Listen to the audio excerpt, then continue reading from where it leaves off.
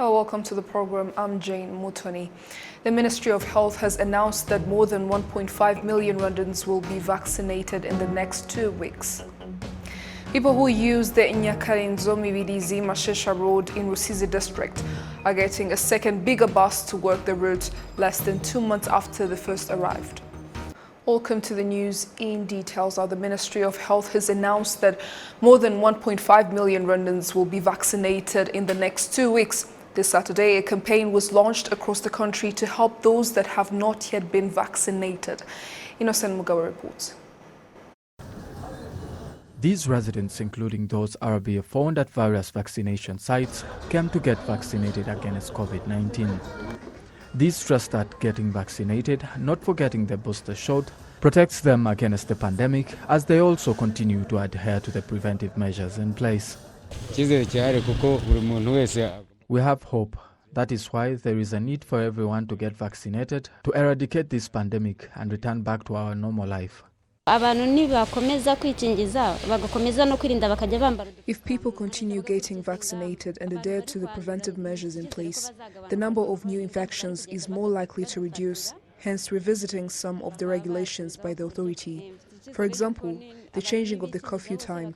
If everyone gets vaccinated and keep adhering to the preventive measures, life will return back to normal.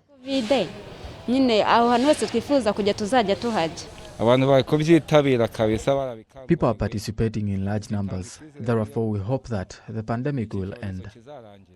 In a virtual press conference, the Minister of State in charge of primary healthcare, Dr. Mhoga Tharasis, explained that the plan to continue fully providing vaccines is ongoing across the country, so those not vaccinated should take it as soon as possible since the service was brought closer to them.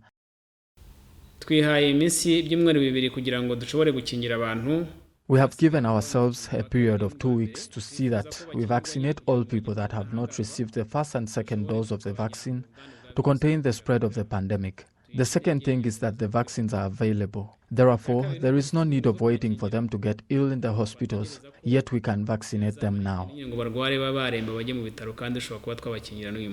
The Ministry of Health also stresses that the number of new infections has kept on reducing this week compared to the past 2 weeks. Dr. Mhoga Tharasis notes that this is good news, which would help when it comes to making other decisions.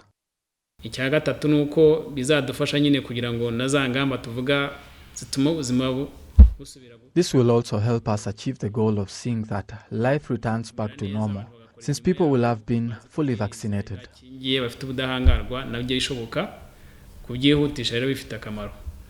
Since the last 3 months of 2021, Rwanda has received about 23 million vaccines.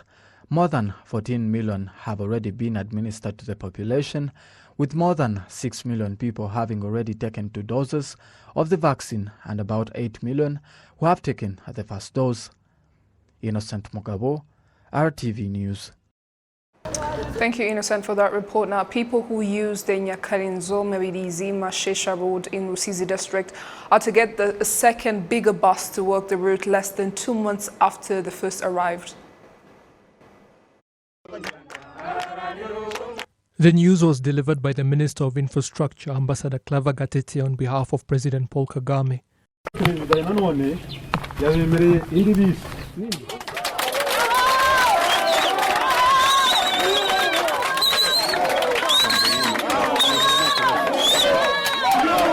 The President has decided to give you another bus, much bigger than the first.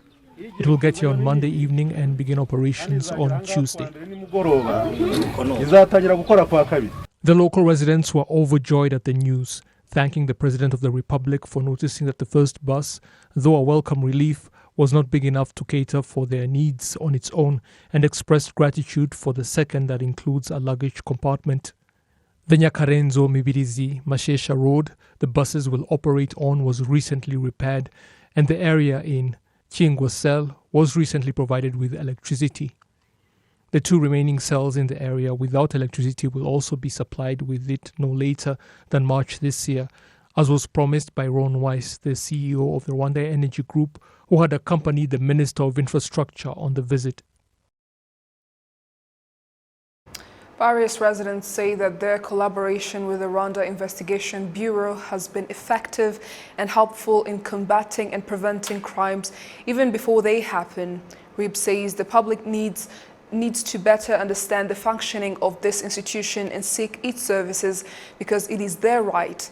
According to Reeb, statistics show that 61.3% of the files of suspects sent to the prosecution between 2018 and 2021 were prosecuted while the suspects had been granted bail, and 34.2% were prosecuted while the suspects were provisionally detained, while the number of suspects that were still at large was 4.5%.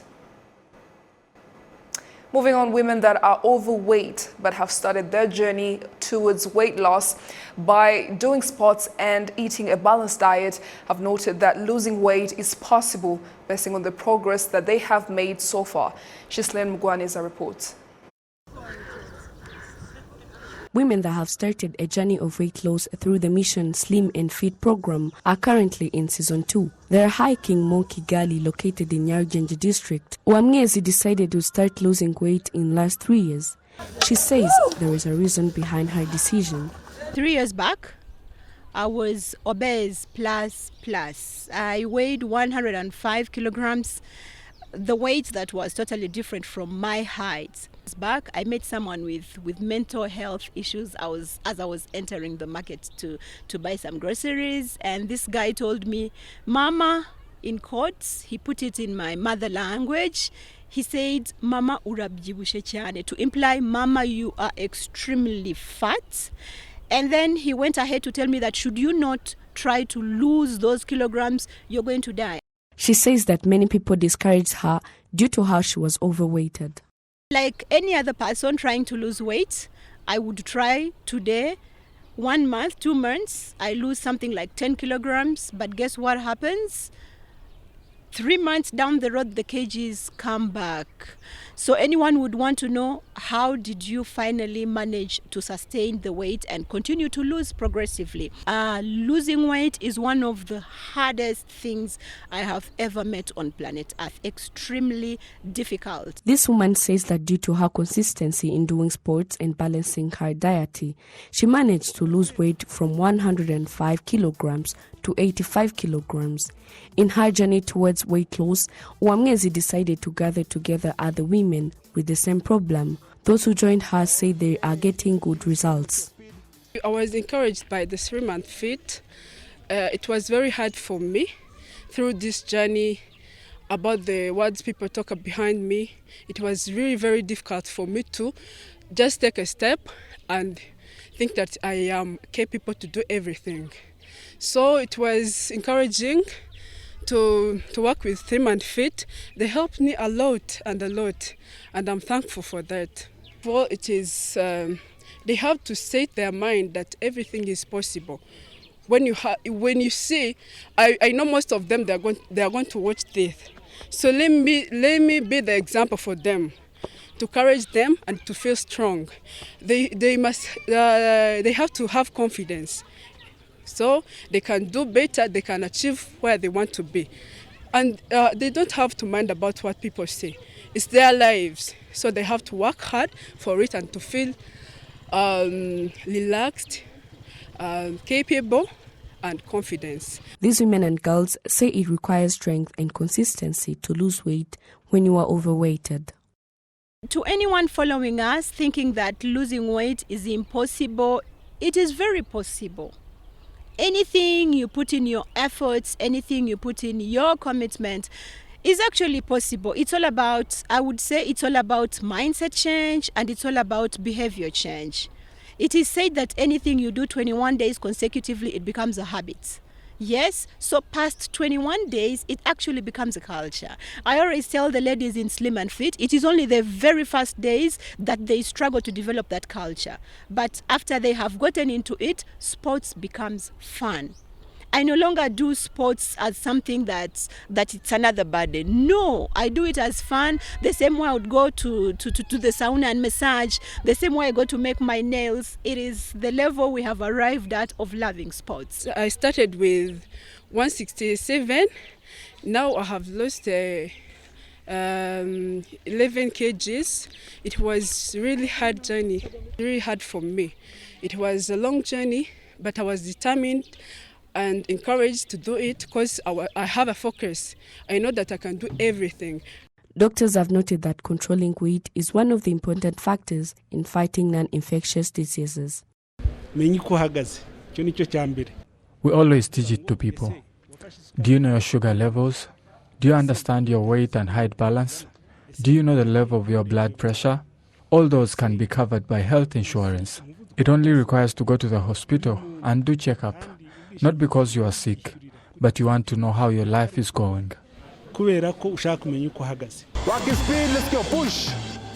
The founders of Mission Slim and Fit have said that in 3 years of working, they have helped more than 200 women that were obese. Ghislaine Mugwaneza, RTV News. Thank you, Ghislaine. That was quite impressive and inspiring. Now, people operating in Nyagatare District's Carpentry Center have welcomed the expansion of the center, saying it was overdue, and have also asked that its original buildings are also upgraded. The original Carpentry Center was completed in 2019 and became operational right away, but it never met the requirements of the district's master plan, and the latest expansion activities have been welcomed by those who use it.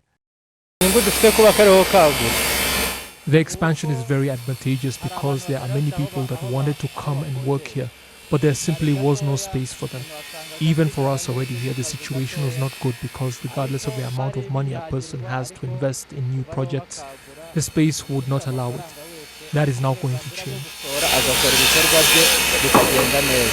The carpenters at the center say the old operating area should also be upgraded during the expansion.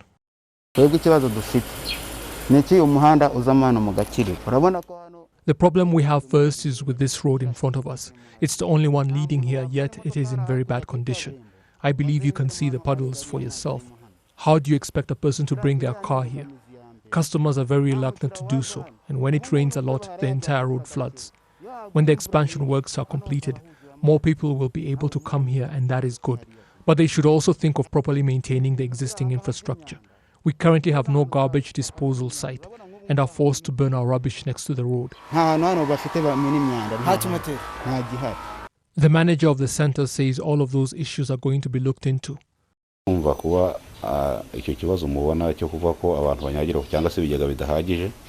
Concerning the matter of the existing infrastructure and the lack of water tanks, all of that can only be done in the proper setting. All of those concerns will be addressed after we have erected all the necessary buildings. The expansion works are expected to be complete before the end of this year, and the budget for the expansion project itself is yet to be announced. Pineapple farmers in Kawagari sector of Ruhango district in southern province say the fact that the processing plant that is located in their sector is no longer operational causes severe losses for them. They say some of their pineapples go bad in storage because they have no one to sell them to. Take a look. The farmers are part of the cooperative known as Kokabi and say the pineapple processing plant has stood abandoned for some time now, causing them serious problems. We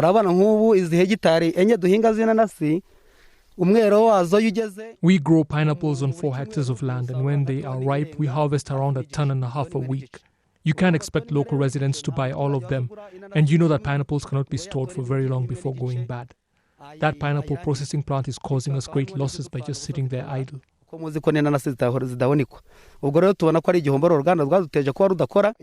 time harvest time comes around and there is no processing plant to supply, we incur losses. It's one thing to sell them to wholesalers just to get by, but that's nothing compared to the money we were getting when the processing plant was operational. To add to the cooperative's problems, the processing plant owed it more than 100,000 Rwandan francs when it suddenly closed its doors, and attempts to recoup the money by contacting the contractor that was operating it have failed. Ruhango district officials told us that they had been unaware that the cooperative was owed money and that they would take measures to see it paid back. As for the idle processing plant, it apparently has never operated consistently since it was completed back in 2019. Those machines have never really operated as they should, and that is not a big processing plant to begin with. Nevertheless, it should be operational so that it can benefit the local farmers. We sought the expertise of an industrial analyst, and it was determined that an investment of 48 million Rwandan francs is needed to get it up and running. Ruhango district constructed the processing plant at a cost of more than 30 million Rwandan francs, and that is not counting the cost of equipping it. Well, there you have it. On behalf of the entire news production team, thank you so much for your company. I'm Jane Mutoni. Have yourself a best weekend.